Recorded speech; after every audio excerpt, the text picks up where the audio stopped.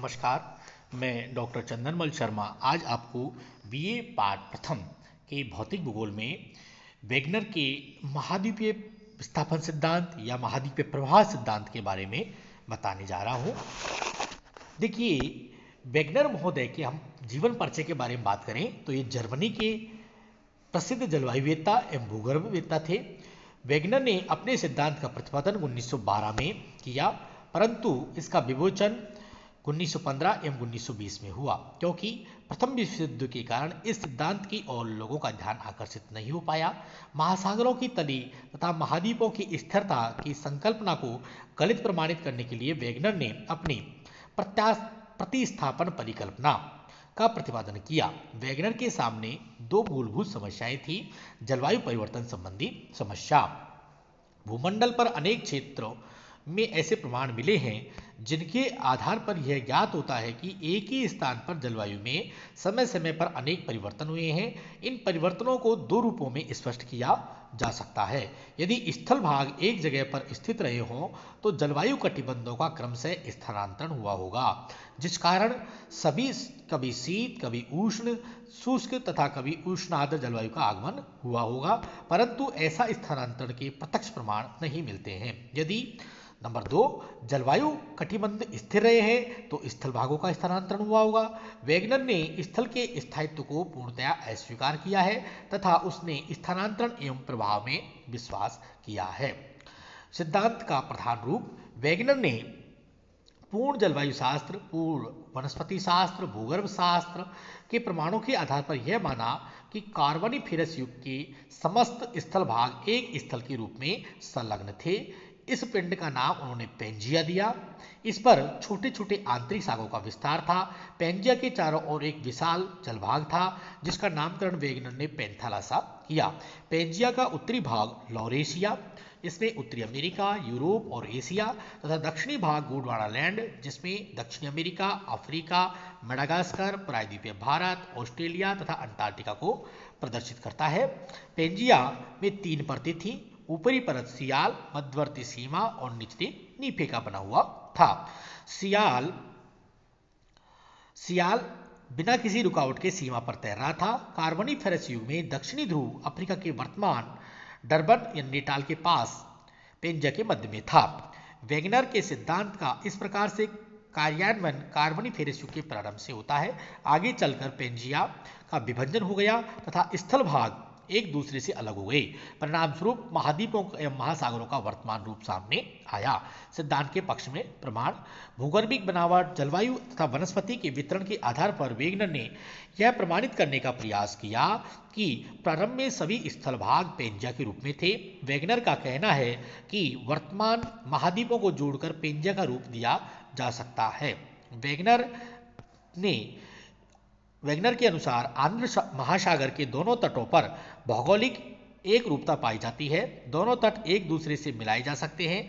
जिस तरह किसी वस्तु के 2 टुकड़े करके पुनः मिलाया जा सकता है उसे जिक्सा फिट, उसी प्रकार उत्तरी अमेरिका के पूर्वी तट को यूरोप के पश्चिमी तट से तथा दक्षिणी अमेरिका के पश्चिमी तट को अफ्रीका के पश्चिमी तट से मिलाया जा सकता है। भूगर्भिक प्रमाणों के आधार पर आंध्र महासागर के दोनों तटों के कैलिडोनियन एवं हर्षियन पर्वतक्रमों में समानता पाई जाती है। नंबर 3 यदि दोनों तटों की भूवैज्ञानिक संरचना पर विचार किया जाए तो पुनः साम्य दिखता है। टूवार्ट ने दक्षिणी अमेरिका के पूर्वी तथा अफ्रीका के पश्चिमी तटों का गहरा अध्ययन करके बताया कि दोनों तटों की संरचना में पर्याप्त साम्य है। उनके अनुसार दोनों तट पूर्ण रूप से नहीं मिलाए जा सकते, वरन 400 से 800 किमी के अंतर रह जाता है। आंध्र महासागर के दोनों तटों पर चट्टानों में पाए जाने वाले जीवावशेषों, फॉसिल्स तथा वनस्पतियों के अवशेष में पर्याप्त समानता पाई जाती है। भूगणितीय प्रमाणों के आधार पर यह बताया जाता है कि ग्रीनलैंड निरंतर 20 मीटर प्रति वर्ष की गति से पश्चिम की ओर सरक रहा है। 1930 के बाद इसके पश्चिम की ओर खिसकने की कोई प्रमाण नहीं मिला है। स्कैंडिनेविया के उत्तरी भाग में पाए जाने वाले लेमिंग नामक छोटे छोटे जंतु अधिक संख्या में हो जाने पर पश्चिम की ओर भागते हैं, परंतु आगे स्थल न मिलने के कारण सागर में जलमग्न हो जाते हैं। इससे यह प्रमाणित होता है कि अतीत काल में जब स्थल भाग एक में मिले थे तो ये जंतु पश्चिम की ओर जाया करते थे। फिर इन्होंने सातवां जो दिया उदाहरण वो बताया कि ग्लेसोप्टोडिस वनस्पति का भारत, दक्षिण अफ्रीका, फॉकलैंड, ऑस्ट्रेलिया, अंटार्कटिका में पाया जाना यह प्रमाणित करता है कि सब कभी ये स्थल एक में ही मिले हुए थे।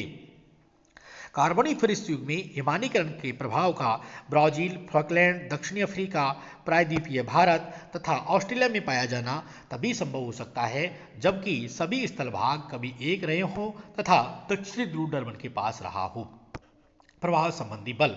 वेगनर के अनुसार जब पेंजिया में विभाजन हुआ तो उसमें दो दिशा में प्रवाह हुआ, उत्तर की ओर या भूमध्य रेखा की ओर तथा पश्चिम की ओर। ये प्रवाह दो प्रकार के बलों द्वारा संभव हुआ। भूमध्य रेखा की ओर जो प्रभाव हुआ है वो गुरुत्व बल तथा प्लवनशीलता बल के कारण हुआ है। महाद्वीप सियाल का बना है तथा सीमा का कम घनत्व वाला है, अतः सियाल सीमा पर बिना रुकावट के तैर रहा है। दूसरा, महाद्वीपों का पश्चिम दिशा की ओर प्रवाह सूर्य तथा चंद्रमा के ज्वारीय बल के कारण हुआ माना जाता है। पृथ्वी पर पश्चिम से पूर्व दिशा की ओर घूमती है। ज्वारीय रगड़ पृथ्वी के भ्रमण पर रोक ब्रेक का काम करती है। इस कारण महाद्वीपीय भाग पीछे छूट जाता है तथा स्थल भाग पश्चिम की ओर प्रभावित होने लगता है। महाद्वीपों का वास्तविक प्रभाव। पेंजिया का विभाजन कार्बोनिफेरस युग में प्रारंभ होता है। गुरुत्व तथा प्लवनशील के बल के कारण पेंजिया का दो भागों में विभाजन हो गया। उत्तरी भाग लॉरेशिया और दक्षिणी भाग गोंडवानालैंड कहलाया और बीच का भाग टेथिस सागर के रूप में बदल गया। इसे टेथिस का खुलना कहा जाता है। जुरासिक युग में गोंडवानालैंड का विभाजन हो गया तथा ज्वारीय बल के कारण प्रायद्वीपीय भारत, मेडागास्कर, ऑस्ट्रेलिया तथा अंटार्कटिका गोंडवानालैंड से अलग होकर के प्रभावित हो गए। इसी समय उत्तर तथा दक्षिणी अमेरिका ज्वारीय बल के कारण पश्चिम की ओर प्रभावित हो गया। प्रायद्वीपीय भारत के उत्तर की ओर प्रभावित होने के कारण हिंद महासागर का निर्माण हुआ। दोनों अमेरिकाओं के पश्चिम की ओर प्रभावित होने के कारण आंध्र महासागर का निर्माण हुआ। आंध्र महासागर का एस अक्षर का स्वरूप उत्तर एवं दक्षिणी अमेरिका के पश्चिम दिशा में विभिन्न दर से प्रभावित होने के कारण संभव हुआ। दोनों अमेरिका के पश्चिम दिशा की ओर प्रभाव के कारण ही मध्य अटलांटिक कटक का निर्माण हुआ। आर्कटिक सागर तथा उत्तरी ध्रुव सागर का निर्माण महाद्वीपों के उत्तरी ध्रुव के हटने के कारण हुआ है।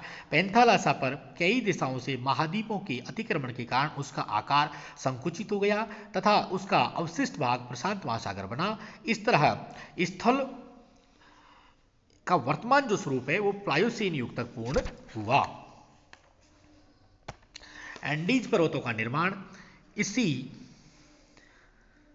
दोनों ध्रुवों की भूमध्य रेखा की और स्थितियों में भी पर्याप्त परिवर्तन हुए हैं। सिल्यूरियस युग के भूमध्य रेखीय सर्वाधिक उत्तर में थे एवं नॉर्वे के उत्तर में होकर गुजरती थी और टर्सियन युग में वर्तमान अल्पाइन पर्वतों की ओर से गुजरती है। पर्वतों का निर्माण। महाद्वीपीय प्रवाह सिद्धांत के सहारे वेगनर ने वलित पर्वतों की उत्पत्ति की समस्या को भी सुलझाने का प्रयास किया है। जब उत्तर तथा दक्षिणी अमेरिका पश्चिम दिशा की ओर प्रभावित हो रहे थे तो सीमा द्वारा रुकावट के कारण इन महाद्वीपों के पश्चिम की किनारे वलित हो गए, जिस कारण रॉकीज तथा एंडीज पर्वतों का निर्माण हुआ। इसी तरह यूरेशिया, अफ्रीका और यूरोपीय भारत की भूमध्य रेखा की ओर प्रभावित होने से एक दूसरे की ओर सरकने के कारण टेथिस भूसन्नति मोड में बदल गई, जिस कारण टर्सरी युग के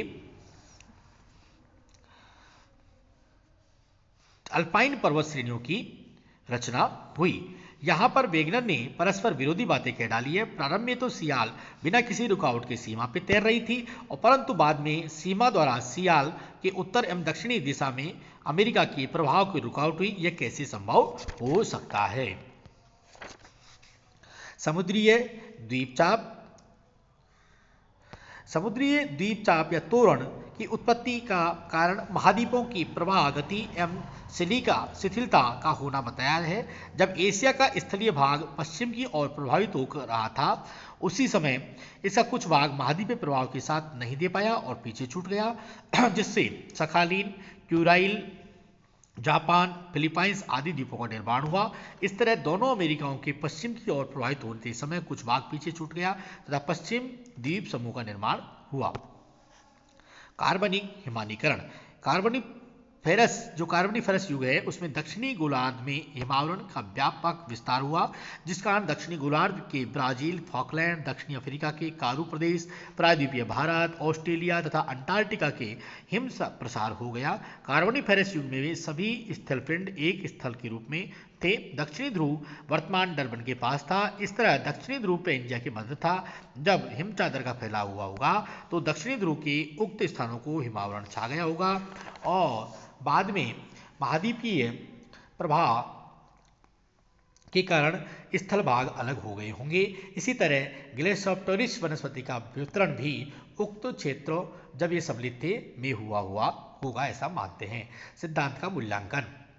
वेगनर ने प्रारंभिक उद्देश्य अतीत काल में हुए जलवायु संबंधी परिवर्तनों का समाधान करना ही था, परंतु जो जो समस्याएं आगे आती गई, सिद्धांत बढ़ता गया। फल यह हुआ कि वेगनर अधिक लोभ में पड़ गए तथा बीच में कई गलतियां भी कर बैठे, यहां तक कि कई परस्पर विरोधी बातें भी कह गए। वेगनर द्वारा प्रयुक्त बल महाद्वीपों के प्रवाह के लिए सर्वथा अनुपयुक्त है। चंद्रमा तथा सूर्य की ज्वारीय बल से महाद्वीपों के पश्चिम दिशा में प्रवाह तभी हो सकता है जब वर्तमान ज्वारीय बल से 90 अरब गुना अधिक हो। यदि इतना बल महाद्वीपों की प्रवाह के समय रहा हो तो पृथ्वी के परिभ्रमण एक वर्ष में बंद हो जाएगा। इस तरह गुरुत्व बल का कारण महाद्वीपों के प्रवाह नहीं हो सकता है, बल्कि इसके प्रभाव से स्थल भाग आपस में मिल गए होंगे। वेगनर ने कई परस्पर विरोधी बातें बताई है। प्रारंभ में बताया कि सियाल सीमा बिना किसी रुकावट के तैर रहा है और बाद में कहा कि सीमा से सियाल का रुकावट आई है। यदि इसे मान भी लें तो यदि सियाल से सीमा कठोर है तो सियाल उस पर तैर कैसे सकता है। आंध्र महासागर के दोनों तट पूर्णतः नहीं मिलाए जा सकते। दोनों तटों की भूगर्भिक बनावट हर जगह मेल नहीं खाती है। वेगनर ने महाद्वीपों के प्रभाव की दिशा तथा तिथि पर अच्छी तरह प्रकाश नहीं डाला। कार्बोनिफेरस युग से पहले पेंजिया किस बल पर स्थिर था, इसके बारे में भी नहीं बताया। फिर भी महाद्वीपीय प्रभाव के संबंध में ये बहुत बड़ा और सार्थक प्रयास रहा है। Thank you.